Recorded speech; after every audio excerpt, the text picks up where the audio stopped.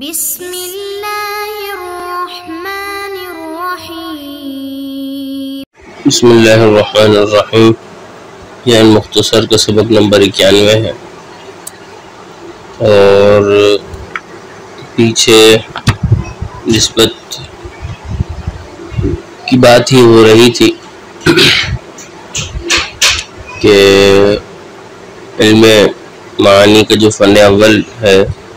اس کے 8 ابواب ہیں، اس کی جو دلیل حصر بیان کر رہے تھے، تو اس کی دلیل حصر بیان کرتے ہوئے بات کی تھی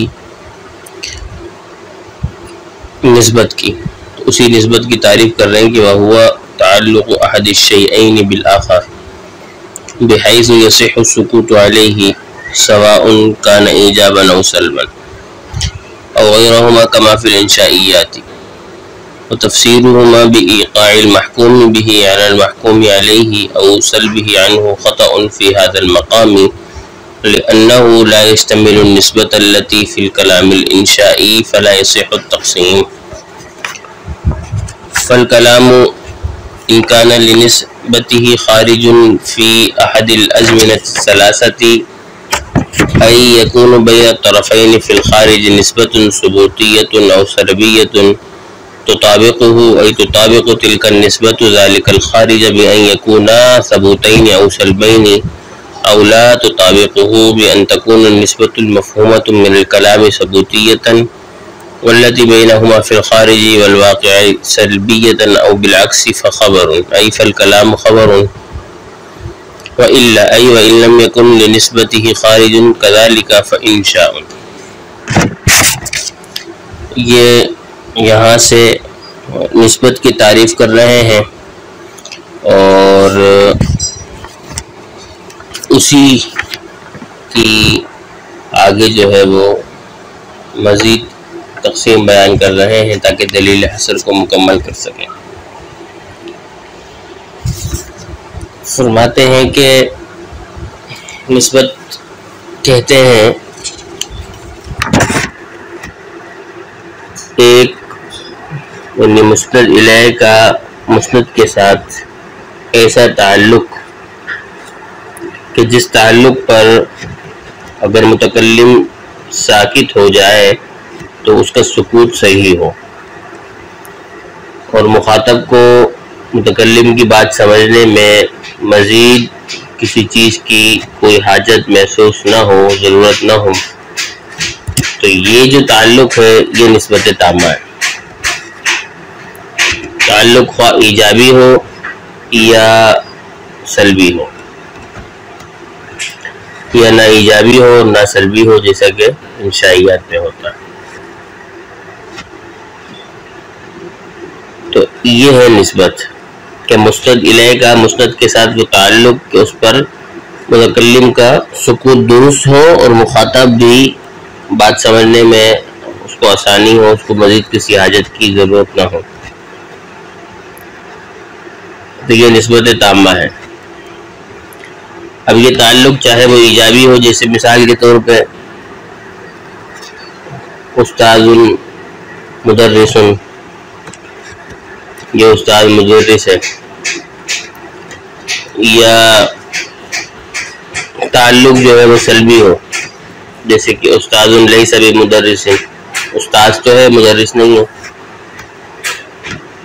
یا پھر یہ تعلق جو ہے نہ ایجابی ہو نہ سلبی ہو، جیسا کہ انشائیات میں ہوتا ہے، یعنی انشاء میں ہوتا ہے یہ تعلق، اس لیے کہ انشاء میں یہ جو تعلق ہوتا ہے نہ تو وہ ایجابی ہوتا ہے وضعی طور پہ، نہ ہی سلبی طور پہ، تو یہ ہے نسبت۔ بعض لوگوں نے یہاں پر جو ہے وہ اس مقام پہ جب وہ کلام کو انشاء کی طرف اور خبر کی طرف تقسیم کر رہے ہیں، اس موقع پر بعض لوگوں نے نسبت تامہ کی جو تعریف کی ہے وہ ایک دوسری طریقے سے کی ہے۔ شارح اس کا ذکر کر رہے ہیں، پھر اس کا رد کر رہے ہیں۔ شارح نے کہا ہے کہ بعض لوگوں نے جو یہ تعریف کی ہے اس مقام پر کہ جب ہم کلام کو تقسیم کر رہے ہیں کہ کلام کی ایک قسم خبر ہے اور ایک قسم انشاء ہے،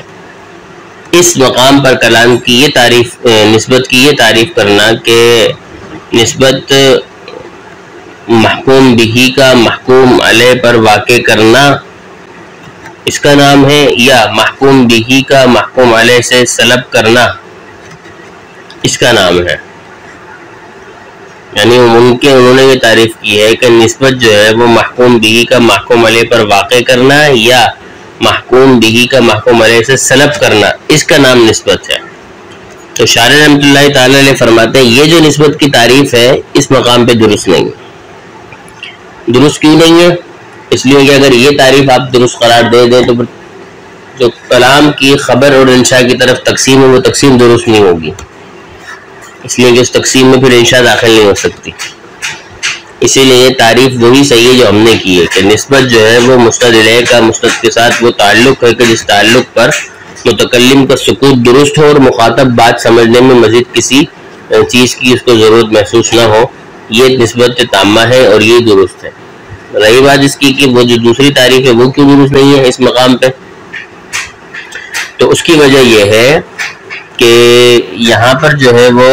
کلام کی تقسیم ہو رہی ہے خبر اور انشاء کی طرف. اب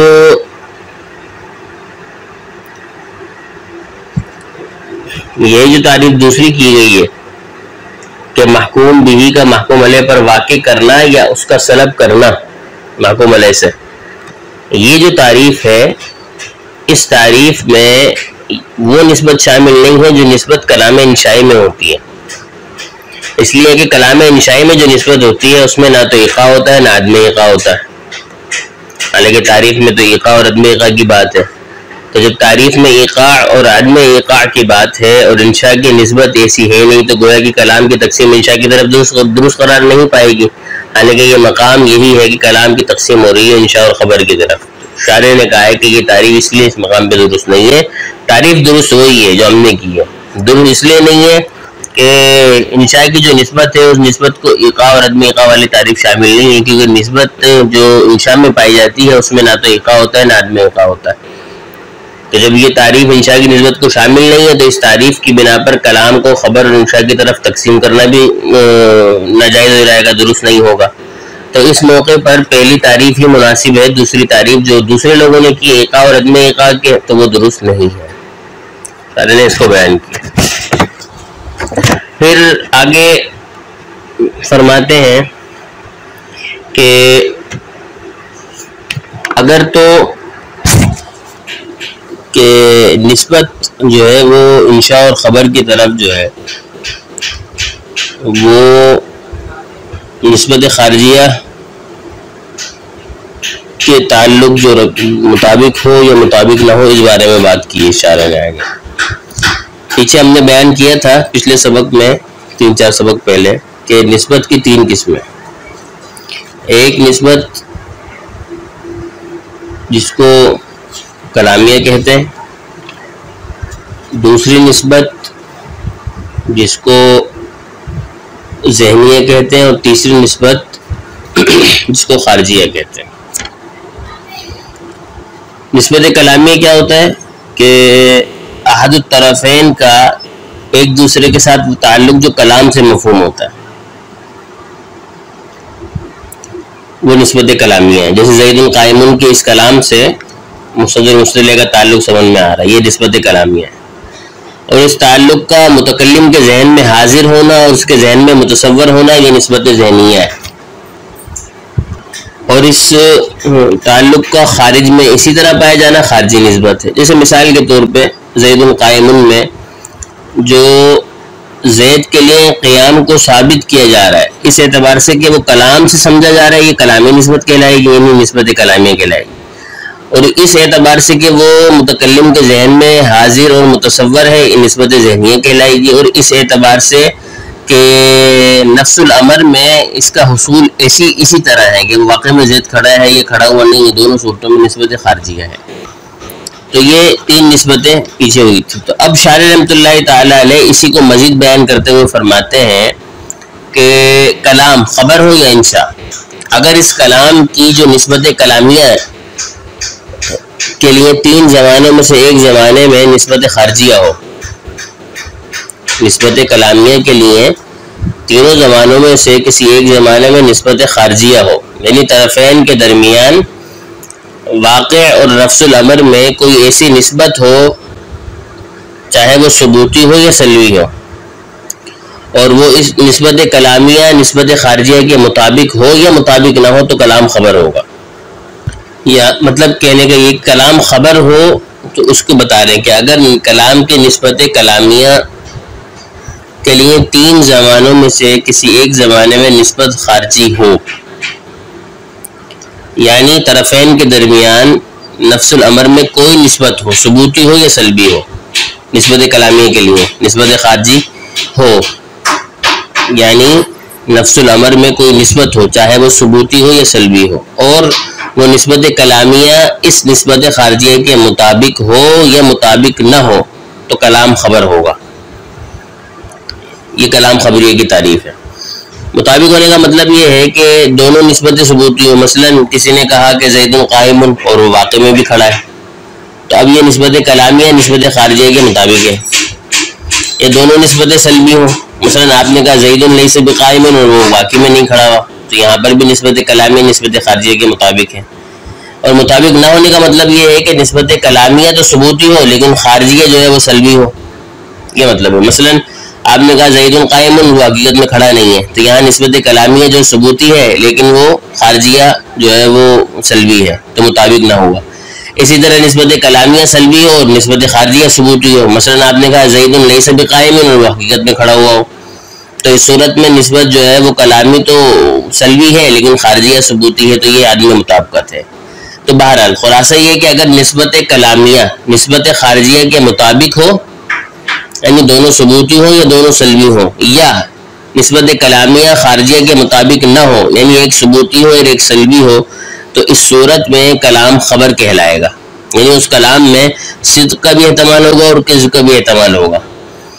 اور اگر نسبت کلامیہ کے لیے ایسے نسبت خارجیہ نہ ہو جو اس کے مطابق ہو یا مطابق نہ ہو تو وہ کلام انشاء ہوگا۔ یہ ہے کلام انشاء و خبر کی تعریف، کہ اگر نسبت کلامیہ کے لیے خارجی نسبت ہے، مطابق ہے یعنی دونوں ثبوتی ہو یا مطابق نہ ہو، ایک ثبوتی ہو ایک سلبی ہو، تو اس صورت میں کلام خبر ہوگا، اس میں صدق و کذب کا احتمال ہوگا۔ اور اگر نسبت کلامیہ کے لیے ایسے نسبت خارجی ہے نہیں تینوں زبانوں میں سے کسی ایک زمانے میں، تو پھر جو اس کے مطابق ہو یا مطابق نہ ہو تو اس صورت میں کلام انشاء ہوگا۔ اسی کو شارح رحمۃ اللہ تعالی علیہ نے اپنے پچھلے عبارت میں بیان فرمایا ہے۔ فرماتے ہیں کہ وہ تعلق احد الشیئین بالآخر، نسبت نام ہے تعلق کا دو چیزوں میں سے ایک چیز کا دوسری چیز کے ساتھ تعلق کا نام، بحیث اس طرح کہ یصح السکوت علیہ، اس پر سکوت درست ہو۔ اب برابر ہے کان ایجابا او سلبا، کہ وہ تعلق ایجابی ہو یا تعلق سلبی ہو، جیسے زید قائم زید لیس بقائم، او غیرہما، یا تعلق ان دونوں کے علاوہ ہو، جیسے کہ عشائیات میں ہوتا ہے، تو اس میں نہ تو ایجابی ہوتا ہے نہ سلبی، اس کے علاوہ ہی ہوتا ہے، تو یہ نسبت ہے، اس کو نسبت تامہ کہتے ہیں، کہ مسند کا مسندلے کے ساتھ ایسا تعلق کہ متکلم کا سکوت درست ہو، اس پر درست ہو،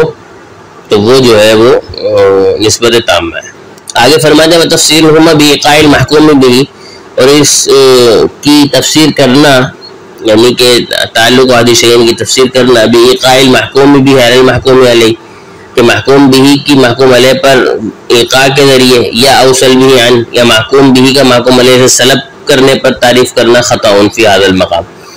نسبت کی یہ تعریف اس مقام میں خطا ہے۔ لأنہ، کیوں خطا ہے؟ کیونکہ یہ جو تعریف ایقاع اور عدم ایقاع والی لا یشتمل النسبۃ التی فی الکلام الانشائی، کیونکہ یہ اس نسبت کو شامل نہیں ہے جو کلام انشائی میں ہوتی ہے، کہ کلام انشائی میں نہ ایقاع ہوتا ہے نہ عدم ایقاع، تو یہ تعریف ایقاع اور عدم ایقاع والی کلام انشائی والی نسبت کو شامل نہیں ہے، تو جب اس کو شامل نہیں ہوگی تو فلا یصح تقسیم، تو تقسیم درست قرار نہیں پائے گی، لہذا یہ تو تقسیم ہو رہی ہے، لہذا اس مقام پر نسبت تامہ کی وہی تعریف درست ہے جو ہم نے کی ہے۔ آگے فرماتے ہیں کہ فالکلام، کلام امکان لنسبتہ خارج، اگر اس کی نسبت کلامی کے لیے کوئی خارج ہے، یعنی نسبت کلامیہ کے لیے نسبت خارجیہ ہے، فی احد الازمنۃ الثلاثۃ، تینوں زمانوں میں کسی ایک زمانے میں ہے، ای یکون بین طرفین فی الخارج، یعنی دونوں طرفوں کے درمیان خارج میں نفس الامر میں حقیقت میں نسبت ہو، ثبوتی ہو اور سلبی، چاہے وہ ثبوتی ہو یا چاہے وہ سلبی ہو، تو طابق ہو کہ وہ نسبت کلامیہ اس نسبت خارجیہ کے مطابق ہو، بأن یکون ثبوتین کہ دونوں ہی ثبوتی ہو، جیسے زید قائم، اور حقیقت میں بھی ایسا ہو، یا دونوں سلبی ہو جیسے زید لیس بقائم اور حقیقت میں بھی ایسا ہی ہو۔ اس صورت میں اولاد طابق ہو، یا نسبت کلامیہ نسبت خارجیہ کے مطابق نہ ہو، بیان یعنی اس طور پر کہ تکون النسبت المفہوم للکلام کہ وہ نسبت جو کلام سے سمجھی جا رہی ہے ثبوتی ہو، واللتی بینہما فی الخارج والواقع اور جو ان دونوں کے درمیان جو خارج اور واقع ہے وہ سلبی ہو۔ یہ عدم مطابقت کا مطلب ہے، یعنی کہ آپ نے کہا زید قائم حقیقت میں وہ کھڑا ہوا نہیں ہے، یا او بالعکس اس کا الٹ ہو کہ آپ نے کہا زید لیس بقائم وہ کھڑا ہوا ہے، تو دونوں صورتوں میں کہ نسبت کلامیہ کے لیے اگر خارجی نسبت ہے جو اس کے مطابق ہے یا مطابق نہیں ہو تو یہ کلام خبر ہے، وَإِلَّا فَخَبَرٌ یعنی فَالْكَلَامُ خَبَرٌ تو یہ کلام خبر ہے، وَإِلَّا ای اگر ان لم یکن لنسبتہ خارج کذالک اگر اس نسبت کلامیہ کے لیے نسبت خارج نہیں ہے، اسی طرح نہیں ہے جس طرح پیچھے بیان ہوا، مطابقت نہیں ہے یا عدم مطابقت نہیں ہے اس میں، تو فَإِنشَاءٌ تو یہ انشاء کا نام ہے۔ وتحقیق ذالک سے آگے شارح رحمۃ اللہ تعالیٰ نے اس کو مزید بیان فرمایا اپنے حساب سے، اس کو ہم اگلے سبق میں بیان کریں گے۔ وما توفیق الا باللہ۔